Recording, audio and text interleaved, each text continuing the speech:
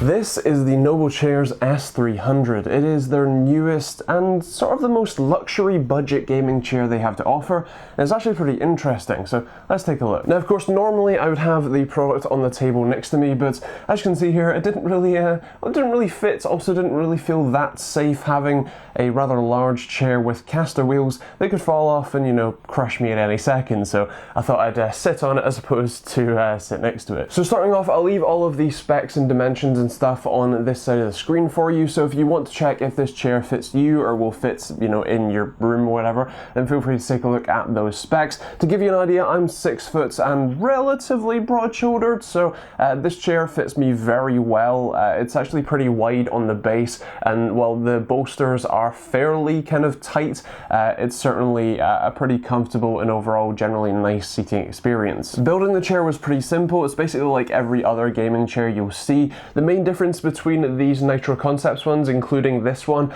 and the more expensive Noble Chairs ones are the materials that they use. So this one is a kind of fabric as opposed to sort of faux leather, and the actual base unit that allows you to tilt and that sort of stuff. This one is a lot more simple, so you can only lock it in the sort of flat position, and then if you unlock it you can tilt backwards and sort of rock in your rocking chair. But this chair does actually have a fully adjustable back, which is really nice to see. You have a lot of freedom there. It's not quite lie flat like my old DX Racer one, but it's still pretty nice, and it's still a nice feature to have on what is a relatively budget gaming chair. You do actually get armrests with this chair, and these are completely independent from the seat back, unlike the other Nitro Concepts. I think it's the Motion C80 that I reviewed a while ago.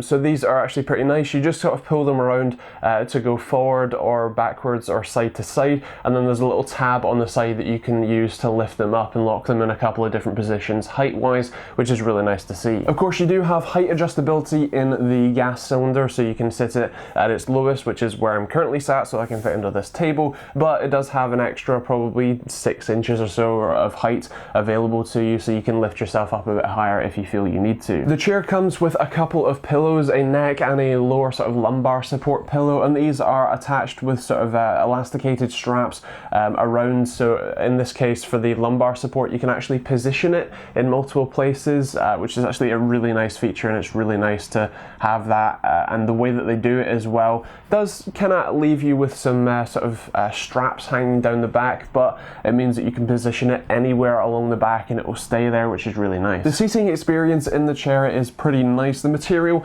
does feel a little bit on the rough side, just as you know, sort of personal preference, but it does feel very comfortable. It's a little bit firmer than some of the other chairs that I've tested and used in the past, but again, it's still very comfortable, still fits me very nicely, and it's just, as I said, a really comfortable and enjoyable gaming chair experience. Comparing this chair to some of the other chairs in this rough price point, I think it's a pretty decent value for money. Now, of course, you can compare these to normal office chairs, and while you're gonna get a few less features with a lot of the office chairs, especially the tilting back as well as the tilting base, there's still definitely a very kind of key point to check and see what's best for you. And if you can try them out, especially if you can get to OverclockersUK, who are the UK shipping or the UK distribution point for these chairs, then definitely if you can get to them, they will have some of these available in their store that you can actually sit in and try out. So if you can do that, I definitely recommend it, but you know, see what's best for you, and I think you might enjoy this one